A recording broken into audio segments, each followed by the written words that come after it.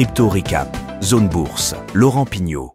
La montée en puissance des marchés prédictifs incarnée par la plateforme Polymarket prend une ampleur sans précédent à l'approche des élections présidentielles américaines. On en parle dans l'analyse cryptique après les actualités essentielles de la semaine à retenir. On commence le tour d'horizon avec Riot Platform, une entreprise spécialisée dans le minage de Bitcoin qui a augmenté son hash rate, donc la puissance de calcul pour valider des blocs sur la blockchain Bitcoin, de 50% et devient ainsi la deuxième plus grande firme de minage de Bitcoin au monde, juste derrière l'entreprise américaine Marathon Digital. En juin, cette augmentation du hash rate a tout simplement permis une production de 255 bitcoins, ce qui a permis d'augmenter les réserves totales de l'entreprise à 9334 BTC. Riot Platform a atteint un hash rate de 22 exahash par seconde grâce à de nouveaux équipements et prévoit d'augmenter ce chiffre à 31,5 d'ici fin 2024. La stratégie énergétique efficace de l'entreprise a également permis de réduire drastiquement les coûts d'électricité, ce qui renforce au bout du compte la position de l'entreprise dans l'industrie. Pour la deuxième actualité, on revient sur le sol européen avec l'Allemagne qui se déleste de ses bitcoins. En fait, le gouvernement allemand continue de vendre ses réserves de Bitcoin en ayant transféré cette semaine pas moins de 2500 BTC vers diverses plateformes d'échange. Ces ventes allemandes, en ligne avec celles du gouvernement américain et des remboursements de la plateforme mt.gox, augmentent la pression vendeuse sur le prix du Bitcoin ces derniers jours. Le gouvernement allemand détient encore 13 000 Bitcoins grâce à des saisies judiciaires. Et quelques semaines plus tôt, le gouvernement allemand avait déjà transféré 6500 Bitcoins vers de nouvelles adresses. Pour la troisième actualité, on fait un long voyage pour partir du côté de l'Australie qui s'apprête à lancer son deuxième ETF Bitcoin Spot qui sera commercialisé sous le ticker BTXX et déployé sur la bourse du CBOE Australia, ce qui suit le lancement de l'IBTC par Monochrome Asset Management en juin 2024. Plus globalement, ces ETF facilitent l'accès au Bitcoin pour les institutions et les entreprises, bien qu'ils ne permettent pas de bénéficier directement des applications existantes sur le réseau Bitcoin. Pour la dernière actualité, on s'intéresse à l'écosystème de la blockchain Polkadot, qui a été fondé par Gavin Wood et qui est d'ailleurs cofondateur d'Ethereum, et qui fait polémique après avoir alloué 37 millions de dollars à des fins marketing, soit 42% de ses dépenses semestrielles. Alors ces dépenses incluent des événements sportifs, la rémunération d'influenceurs, des conférences et de la publicité numérique, ce qui a suscité de nombreuses critiques de la part de la communauté. Et Polkadot justifie ses coûts comme courants pour des blockchains de cette ampleur et a même affirmé que la communauté avait approuvé ses dépenses via un vote de gouvernance. Pour l'analyse cryptique de la semaine, on s'intéresse à Polymarket qui devient un acteur phare des marchés prédictifs.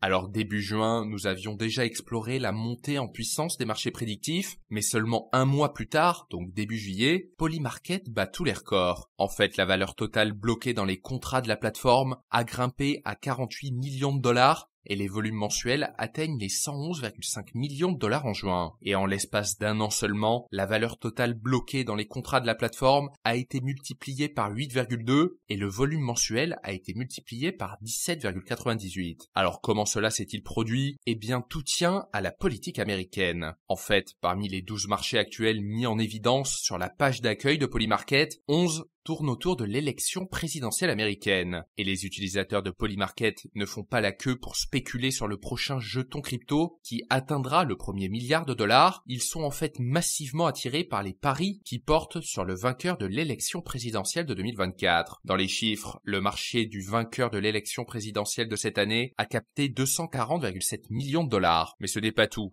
Le marché ouvert sur quel sera le candidat démocrate en 2024 a déjà récolté 99 millions de dollars. Le marché qui porte à savoir si Biden se retirera de la course à la présidence récolte lui 13,3 millions de dollars. Et hormis la présidence américaine, pour les fans de football, un marché est ouvert sur le vainqueur de l'Euro 2024 avec déjà 4,1 millions d'euros collectés. Et pour illustrer l'impact explosif de la politique sur Polymarket, prenons l'un des marchés récents les plus captivants des crypto-monnaies, à savoir si un ETF Ethereum Spot aurait été approuvé avant le 31 mai. Et ce marché a clôturé avec un montant stupéfiant de 13,2 millions de dollars de paris. Alors pour bien comprendre le fonctionnement de Polymarket, prenons un exemple très concret. Par exemple, si le marché pense qu'il y a 63% de chances que Donald Trump soit le vainqueur des élections présidentielles, les actions de ce résultat coûtent 63 centimes et rapportent 1 dollar si la prédiction se réalise. Naturellement, les prix des actions fluctuent en fonction de la demande et de l'offre, ainsi que des nouvelles informations disponibles qui peuvent affecter la probabilité probabilité perçue de l'événement. Et les utilisateurs peuvent acheter ou vendre des actions à tout moment avant la conclusion de l'événement, ce qui modifie naturellement le prix des actions. Et une fois l'événement conclu, les actions des résultats gagnants sont payées à 1 $ chacune, tandis que les actions des résultats perdants ne valent plus rien. Et donc au final, les utilisateurs qui ont parié correctement réalisent un profit basé sur la différence entre le prix d'achat des actions et le paiement de 1 $ par action. Et pour être complet sur Polymarket, son nom vient de Polygon, qui est donc la solution de couche 2 d'Ethereum qui permet à la plateforme de maintenir les coûts de transaction à un niveau très bas. Et lorsqu'un nouveau marché de prédiction émerge sur Polymarket, un contrat intelligent, plus connu sous la forme anglophone de smart contract, est créé sur la blockchain. Et ce contrat décrit les paramètres exacts du marché, y compris les résultats potentiels, les délais et les négociations connexes au contrat. Donc au final, ce contrat protège les fonds des participants, ce qui garantit l'authenticité et l'intégrité du marché, des conditions qui sont indispensables au bon fonctionnement de Polymarket. Et signe de son succès, Polymarket a clôturé son cycle de financement de série B en levant 45 millions de $, avec la participation du Founders Fund de Peter Thiel, de One Confirmation, de Dragonfly, de Parafy et de Vitalik Buterin, le cofondateur d'Ethereum. En revanche, le problème auquel Polymarket est confronté aujourd'hui est que la plateforme n'a essentiellement que jusqu'au début du mois de novembre pour tirer parti de l'élan politique actuel. En fait, maintenir l'intérêt au-delà des événements politiques qui font aujourd'hui vivre la plateforme pourrait constituer un défi majeur pour Polymarket. Plus globalement, la plateforme offre un premier aperçu fascinant de ce que pourraient devenir les marchés de prédiction, qui pourraient théoriquement se transformer en une industrie de plusieurs milliards de $. Bien que cela puisse sembler ambitieux, ce n'est pas hors du champ des possibles. Voici ce qu'il fallait retenir dans l'actualité des crypto-monnaies cette semaine, et on se retrouve la semaine prochaine pour un nouveau tour d'horizon.